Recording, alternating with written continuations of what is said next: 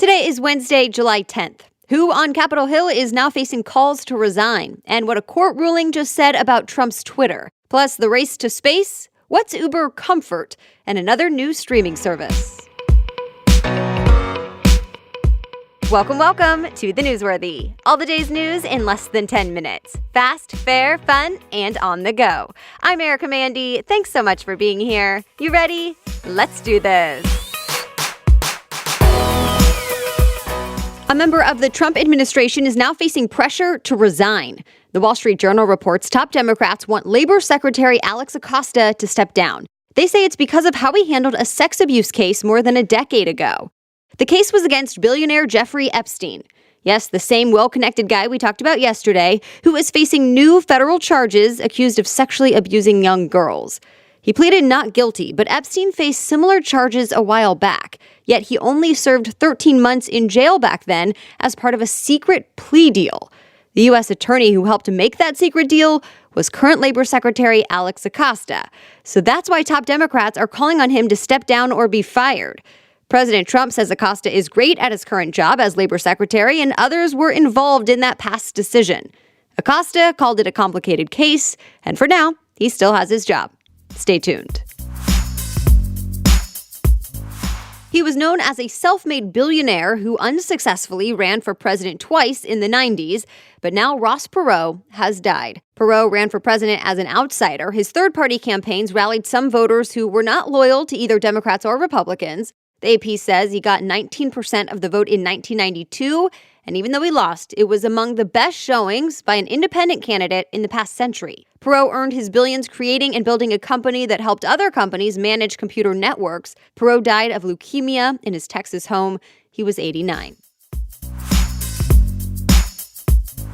Well, it turns out when the President of the United States blocks people on Twitter, that violates the U.S. Constitution.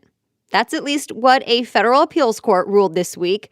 The New York Times reports the decision upholds an earlier ruling that says President Trump violated his critics' First Amendment rights when he blocked them on Twitter, because Trump uses Twitter for official White House business. That means he's not allowed to silence people who disagree with him. But Fox News reports Trump's lawyers disagree with the court's findings, say his tweets are from his personal Twitter account. Expect another appeal. A new report says federal agents are scanning millions of Americans' driver's license photos using facial recognition technology. The Washington Post cites newly revealed government documents that show the driver's license photos were provided to the FBI and Immigration and Customs Enforcement, known as ICE. And keep in mind, some states allow undocumented migrants to get driver's license. Citizen or not, critics say the people in the photos never gave permission to have their photos handed over to federal agents or never even knew about it. The Post points out that unlike police using fingerprints of criminals to help fight crime, driver's license photos could belong to some people who have never done anything wrong. Many lawmakers have already voiced privacy and permission concerns about the use of facial recognition technology, and some have concerns about bias and errors. But the FBI has said that tech is a critical tool in investigations, and agents are expected to verify any findings. Expect to learn more about all of this today. Federal agents are expected to testify on Capitol Hill today about what exactly they're doing with those DMV databases. Two tech giants are battling it out to build the U.S. military a so-called war cloud, as in a computing system that would store and process classified data. The AP reports it would use artificial intelligence to speed up war planning and fighting capabilities. It's a $10 billion project, and both Amazon and Microsoft are in the running for the job. The Defense Department hopes to pick the winner soon, but the project could face some setbacks and legal challenges. Basically, the Pentagon is accused of favoring Amazon. The case will go before a judge today. Verge and Galactic could become the first space tourism company to go public. CNBC says billionaire Richard Branson's company plans to enter the stock market by the end of this year. And while more than 600 people have already paid to reserve spots on future flights to space, NPR says Virgin Galactic needs more funds to actually make those flights a reality. So now another company will merge with Virgin Galactic to help take it public. If all goes well, it could give Branson's company an advantage over rivals like Jeff Bezos' Blue Origin and Elon Musk's SpaceX, which are both privately owned. Much more news ahead, but first, today's sponsor is Babbel, the language learning app that will get you speaking a new language with confidence. I think it's so important to learn another language because it helps you connect with that culture, especially while traveling. And bonus, it's got to be good for your brain.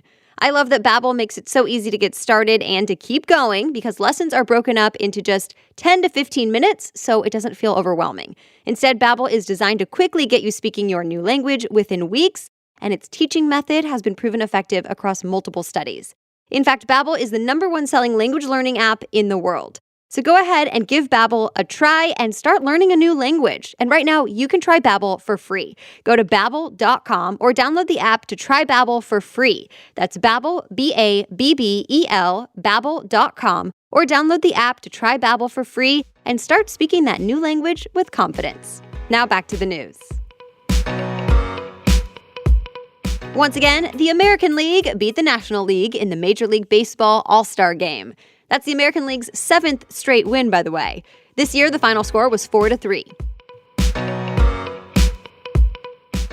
Uber is rolling out a new ride option called Uber Comfort. The new option lets you pick the temperature of the car, how much conversation you want to have with the driver, and there's even an option for extra legroom. It will cost you, though. The Verge reports it will cost about 20 to 40% more than a typical UberX trip. And not all drivers can actually accept Uber Comfort rides. They need to have a nearly perfect rating, and the car cannot be more than 5 years old. Uber Comfort is now available in 40 markets in North America.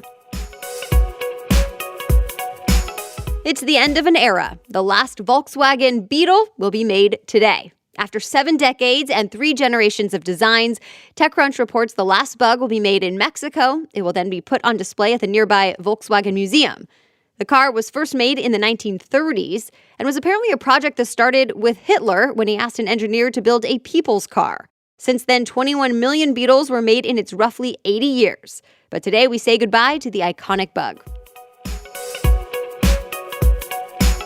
Well, soon you won't be able to watch the popular show Friends on Netflix anymore.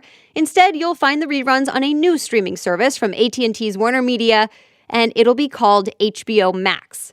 HBO Max is set to launch in spring of 2020. It will become the only place you can stream all 230 episodes of Friends, along with other content. It'll be a big loss for Netflix, since it's one of the most popular shows on the streaming site right now. All right, that's it. You are all caught up for today. Thank you so much for listening and for sharing the show. And if you want to read more about any of the stories we talked about in this episode, just check out the links and sources listed right in today's episode description in your podcast app. I'll be back with more news tomorrow. Have a great day.